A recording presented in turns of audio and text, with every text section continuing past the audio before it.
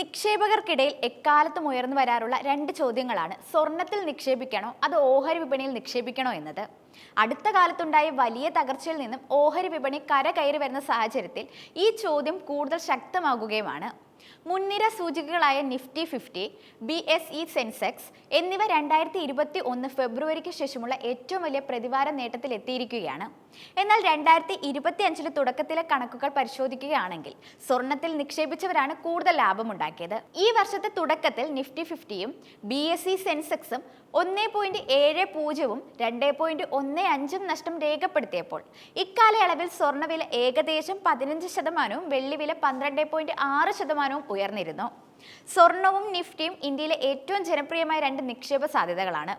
സ്വർണത്തെ പലപ്പോഴും സുരക്ഷിതമായ ആസ്തിയായി കണക്കാക്കുമ്പോൾ നിഫ്റ്റി വിശാലമായ ഇക്വിറ്റി മാർക്കറ്റിനെയും ഇന്ത്യയുടെ സാമ്പത്തിക വളർച്ചയും പ്രതിനിധീകരിക്കുന്നതാണ്. അതുകൊണ്ട് തന്നെ നിക്ഷേപം എന്നത് തീർച്ചയായും ഓരോ വ്യക്തിയുടെയും തിരഞ്ഞെടുപ്പിന്റെയും റിസ്ക് എടുക്കാനുള്ള കഴിവിനെയും ആശ്രയിച്ചാണ്. നിക്ഷേപകർ പരിഗണിക്കേണ്ട, പ്രധാനമായി ശ്രദ്ധിക്കേണ്ട 5 കാര്യങ്ങളുണ്ട്. സ്ഥിരമായ ദീർഘകാല ഉയർന്ന വരുമാനം സ്വർണം നൽകുന്നില്ല എന്നത് ശ്രദ്ധേയമാണ്.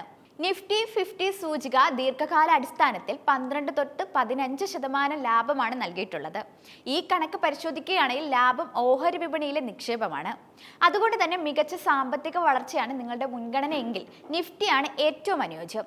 എന്നാൽ പോർട്ട്ഫോളിയോയുടെ 10 മുതൽ 20% വരെ സ്വർണത്തിൽ നിക്ഷേപിക്കുന്നത് സുരക്ഷിതമാണ്. അടുത്തത് പണപ്പെരുപ്പമാണ്. രൂപയുടെ മൂല്യം കുറയുമ്പോൾ അതിന്റെ മൂല്യം ഉയരാൻ സാധ്യതയുള്ളതിനാൽ പണപ്പെരുപ്പത്തിനെതിരായി ഒരു നല്ല നിക്ഷേപ മാർഗമാണ് സ്വർണം. നിഫ്റ്റിയിൽ കമ്പനികൾ ലാഭവും വരുമാനവും വർദ്ധിപ്പിക്കുമ്പോൾ ഇക്വിറ്റികൾ പണപ്പെരുപ്പത്തേക്കാൾ വേഗത്തിൽ വളരും. രണ്ടും പണപ്പെരുപ്പത്തിനെതിരായി മികച്ച പ്രതിരോധം തീർക്കുന്നതാണ്. പക്ഷെ ബെറ്റർ ആക്ച്വൽ റിട്ടേൺസ് വാഗ്ദാനം ചെയ്യുന്നത് നിഫ്റ്റിയാണ്. സാമ്പത്തിക പ്രതിസന്ധികളിൽ ഓഹരികളെ അപേക്ഷിച്ച് സ്വർണമാണ് മികച്ച സ്ഥിരത പ്രകടിപ്പിക്കുന്നത്. എന്നാൽ ഓഹരി വിപണികൾ വലിയ തോതിലുള്ള അസ്ഥിരതയ്ക്ക് വിധേയമാണ്. എന്നാൽ ദീർഘകാല അടിസ്ഥാനത്തിൽ നിഫ്റ്റി തിരിച്ചു കയറുന്ന പ്രവണത കാണിക്കാറുണ്ട്. നിങ്ങൾ മികച്ച സാമ്പത്തിക സ്ഥിരതയാണ് ഇഷ്ടപ്പെടുന്നതെങ്കിൽ സ്വർണമാണ് നല്ലത്.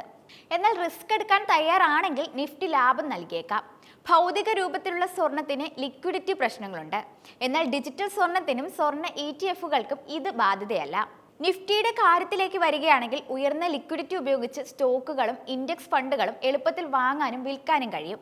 ലിക്വിഡിറ്റിയുടെ കാര്യത്തിൽ രണ്ടും ഒരുപോലെ ആണെങ്കിലും നിഫ്റ്റി കൂടുതൽ ലളിതവും വേഗതയേറിയതുമായ ഇടപാടുകൾ വാഗ്ദാനം ചെയ്യുന്നതാണ്. ഒരു നിക്ഷേപ പോർട്ട്ഫോളിയോയിലെ അപകട സാധ്യത കുറയ്ക്കുന്ന മികച്ച നിക്ഷേപ മാർഗമാണ് സ്വർണം. പ്രത്യേകിച്ച് മാന്ദ്യ സമയങ്ങളിൽ ദീർഘകാല നിക്ഷേപമാണ് നിഫ്റ്റിയുടെ അടിത്തറ.